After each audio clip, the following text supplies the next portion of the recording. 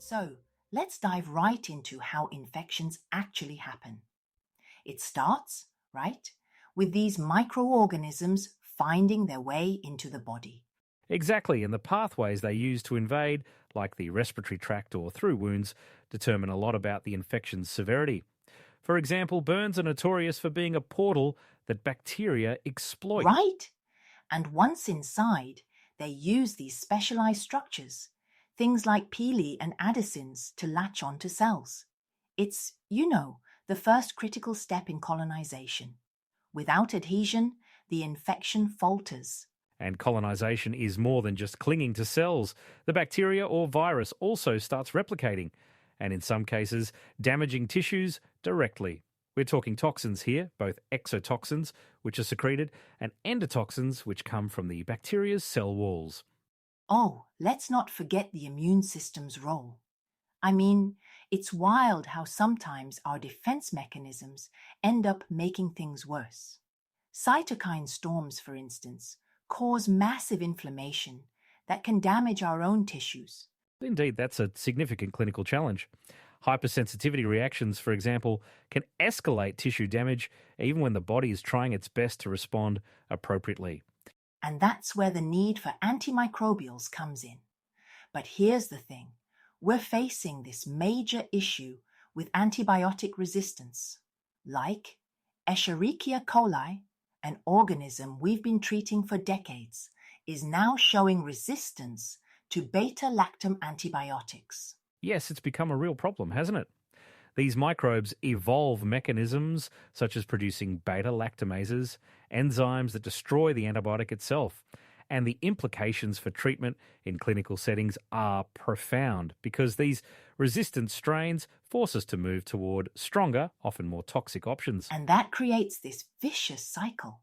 Use stronger meds, and the bacteria find new ways to survive. That's why antimicrobial stewardship is so crucial. It's got to be a team effort to preserve the efficacy of what we've got. Absolutely.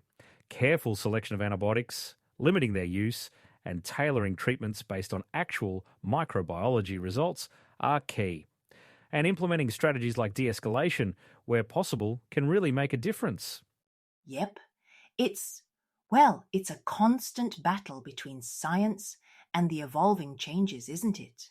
Shifting from infections and antimicrobials, let's get into another critical aspect of clinical care, managing pain.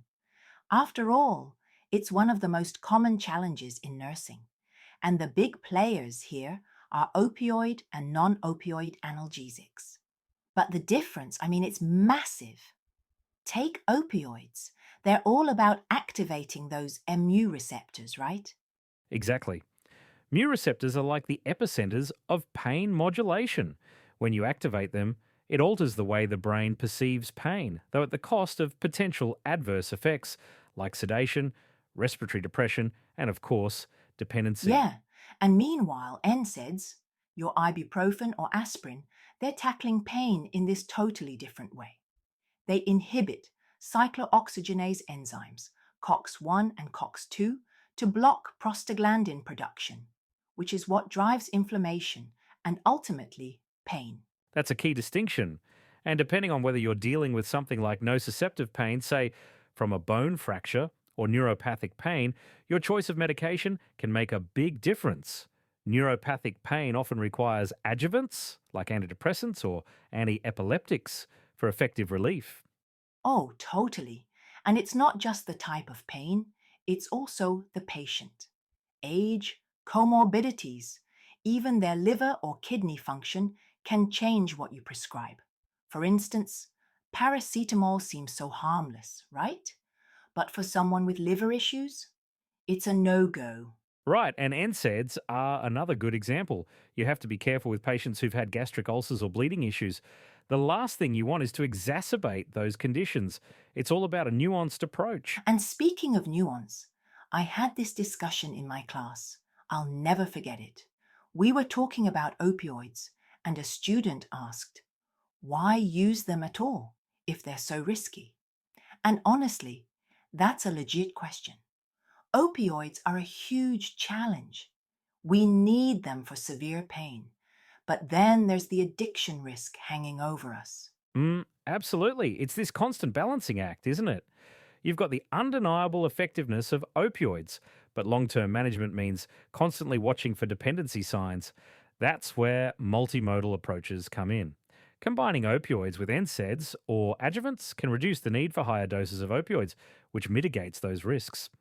And let's not underestimate patient education here, like explaining the risks and really listening to their concerns can make a huge difference in adherence and outcomes.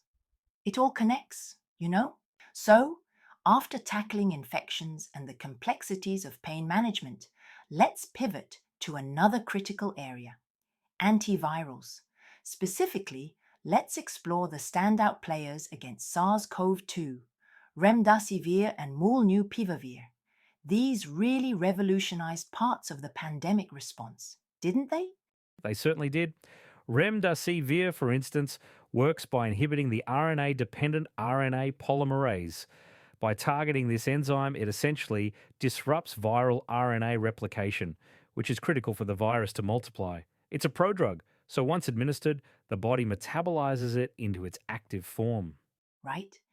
And it showed promise early on, particularly for hospitalized patients, shortening their recovery time.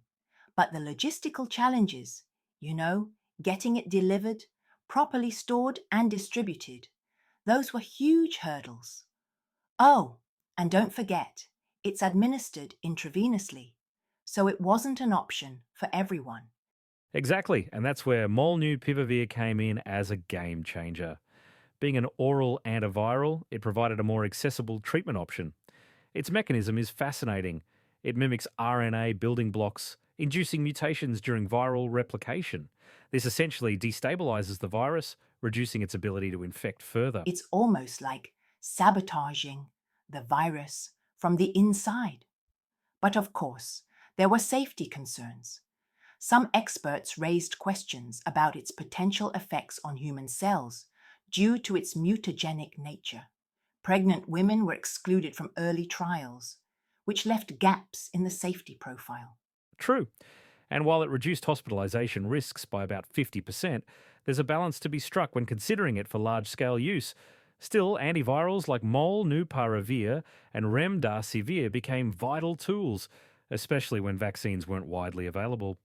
And speaking of tools, the pandemic really highlighted how critical it is to invest in antiviral research. I mean, beyond COVID-19, these medications set a precedent for tackling future outbreaks. The accessibility factor, that's something that'll need more attention moving forward. Absolutely. Ensuring equitable distribution, especially for low resource settings, remains a key challenge. But the rapid development of these drugs also demonstrated what's possible when global collaboration and funding align. It's truly remarkable. It is. And honestly, that's a hopeful note to end on, don't you think? We've got this knowledge, these tools, and a clear pathway for innovation. Let's just keep pushing boundaries. Exactly. And for our listeners, we hope this episode has shed light on how far we've come in tackling infections and managing both pain and viral threats. It's been a fascinating conversation. Totally. And hey, keep asking questions, keep learning, and remember, your role in healthcare makes an impact every single day. On that note, thanks for tuning in, everyone. Stay curious, stay informed, and we'll see you next time.